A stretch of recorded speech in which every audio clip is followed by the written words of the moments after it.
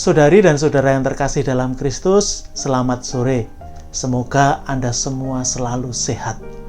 Hari ini kita akan membahas mengenai Lot yang diselamatkan oleh Tuhan dan bagaimana Tuhan menghukum Sodom dan Gomora. Sebelum kita memulai pembahasan lebih lanjut, mari kita mulai lebih dahulu doa malaikat Tuhan kita pada hari Jumat ini. Demi nama Bapa dan Putra dan Roh Kudus. Amin. Maria diberi kabar oleh malaikat Tuhan bahwa ia akan mengandung dari Roh Kudus. Salam Maria, penuh rahmat Tuhan sertamu, terpujilah engkau di antara wanita, dan terpujilah buah tubuhmu Yesus. Santa Maria Bunda Allah, doakanlah kami yang berdosa ini, sekarang dan waktu kami mati. Amin. Aku ini hamba Tuhan, terjadilah padaku menurut perkataanmu. Salam Maria, penuh rahmat Tuhan sertamu, terpujilah engkau di antara wanita, dan terpujilah buah tubuhmu Yesus. Santa Maria Bunda Allah, doakanlah kami yang berdosa ini, sekarang dan waktu kami mati. Amin. Sabda sudah menjadi daging dan tinggal di antara kita. Salam Maria, penuh rahmat Tuhan sertamu, terpujilah engkau di antara wanita, dan terpujilah buah tubuhmu Yesus. Santa Maria Bunda Allah, doakanlah kami yang berdosa ini, sekarang dan waktu kami mati. Amin. Doakanlah kami ya Santa Bunda Allah, supaya kami dapat menikmati janji-janji Kristus. Marilah kita berdoa.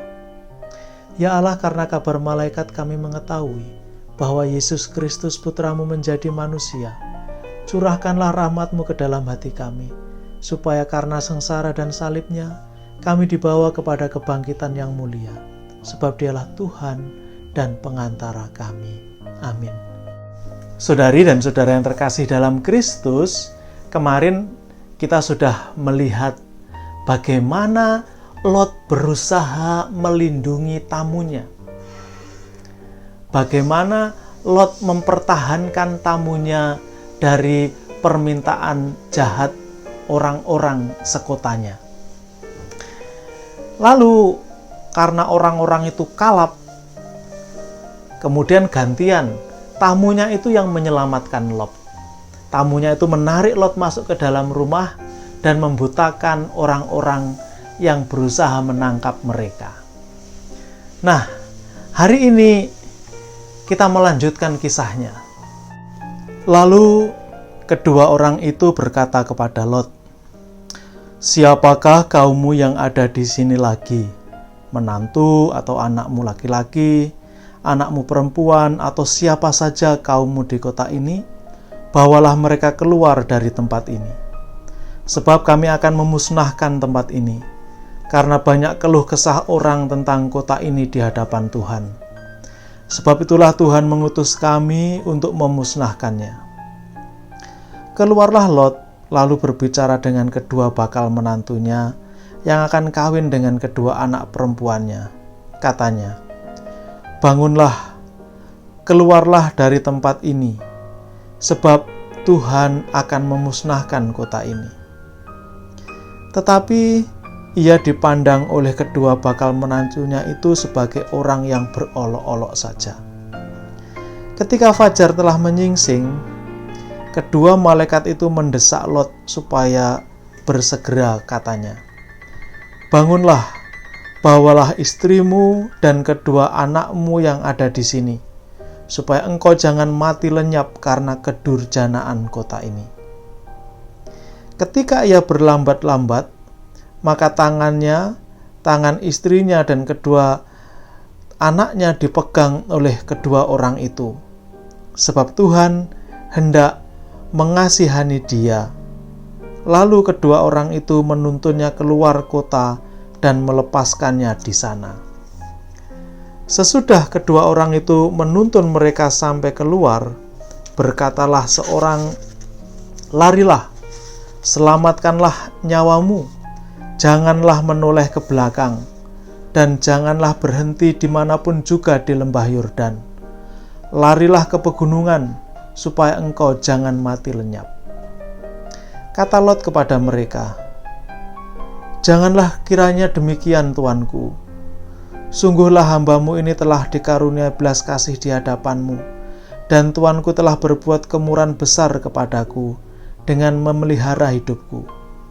Tetapi jika aku harus lari ke pegunungan, pastilah aku akan tersusul oleh bencana itu, sehingga matilah aku.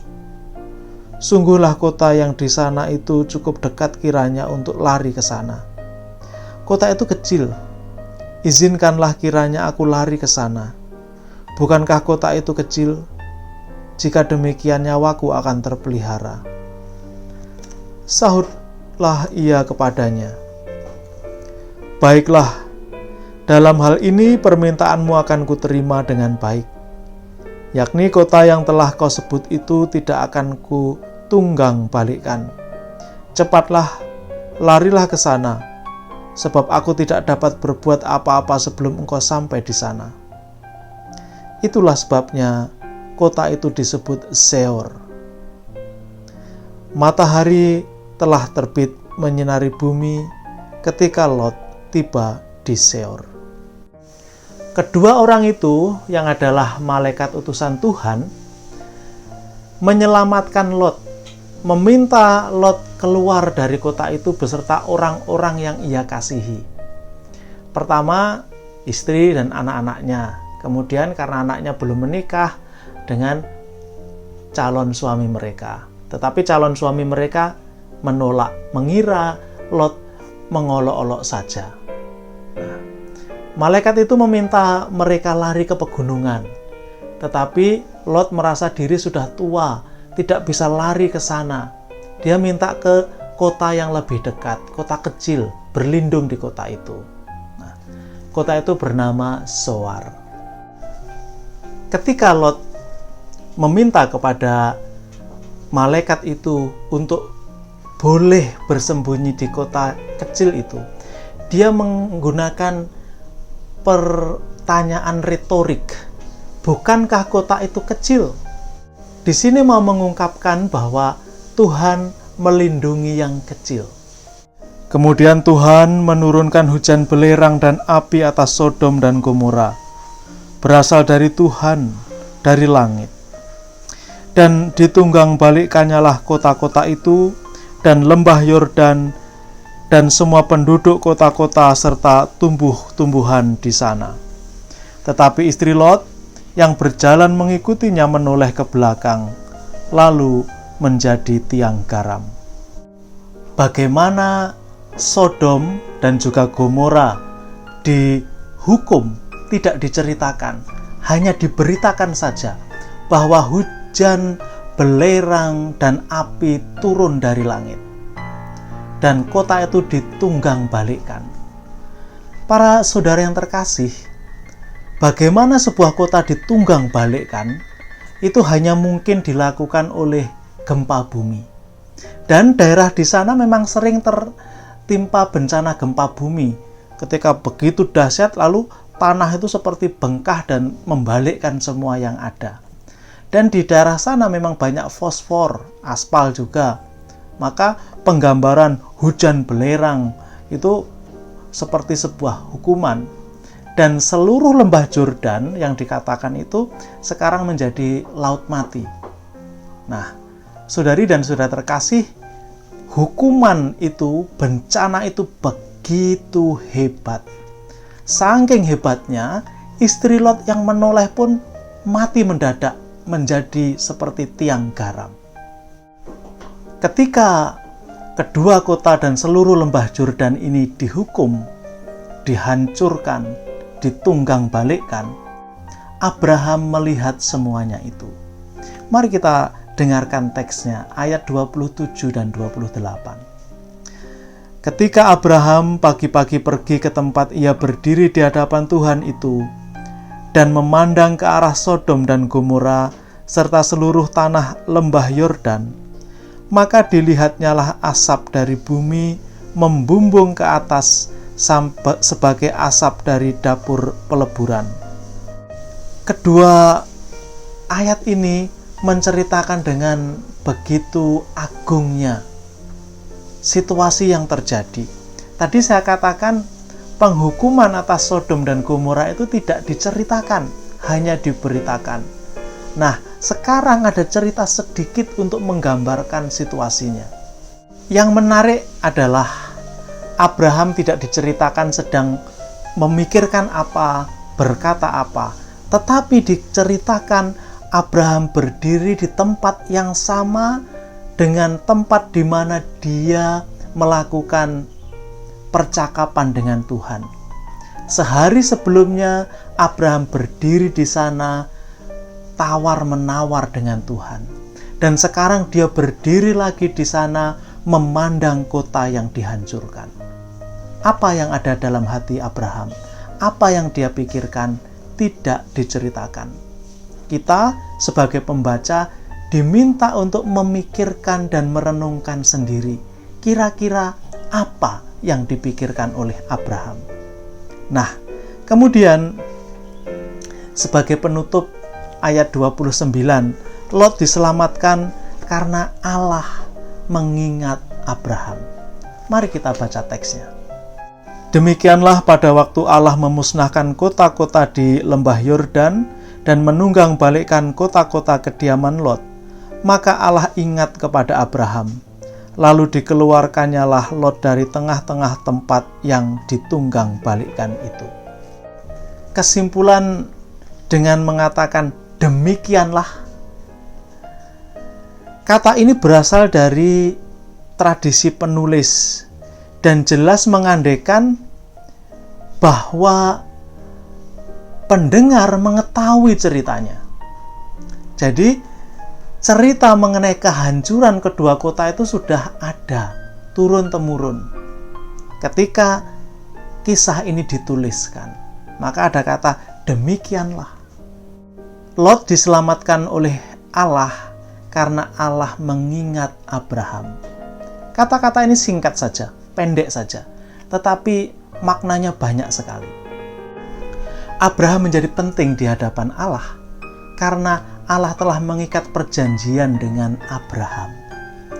Allah telah berjanji bahwa seluruh kaumnya akan diselamatkan. Kita ingat, Ismail pun diselamatkan dan sekarang Lot pun diselamatkan. Nah, saudari dan saudara terkasih, apa yang bisa kita renungkan dari teks yang baru kita baca hari ini? Hal pertama yang patut kita catat dan kita renungkan adalah bagaimana Lot diselamatkan oleh Allah. Karena Allah mengingat Abraham, ingat akan perjanjiannya. Luar biasa sekali Abraham ini. Tapi jauh lebih luar biasa adalah keturunan Abraham. Siapa? Yesus Kristus. Karena dialah kita semua diselamatkan. Bukan hanya satu orang, bukan hanya satu kaum, tapi seluruh umat manusia diselamatkan karena Kristus. Keselamatan itu adalah berkat terindah, rahmat tertinggi yang boleh dialami oleh manusia.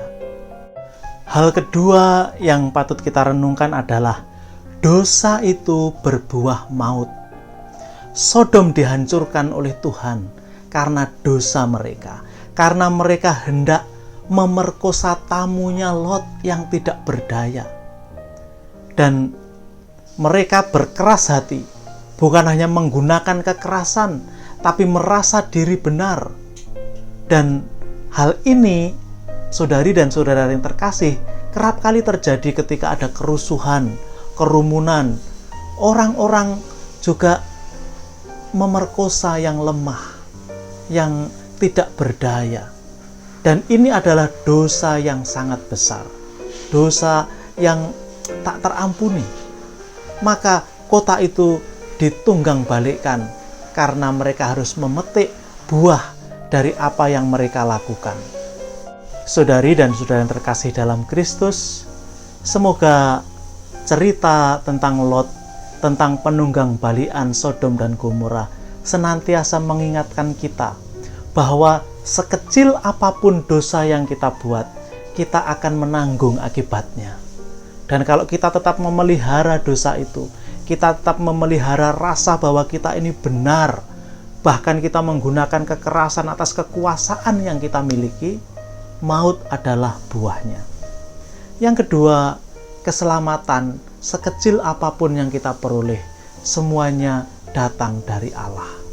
Maka tak ada lelah, tak ada berhentinya kita mengucap syukur atas setiap berkat yang kita terima dari Allah.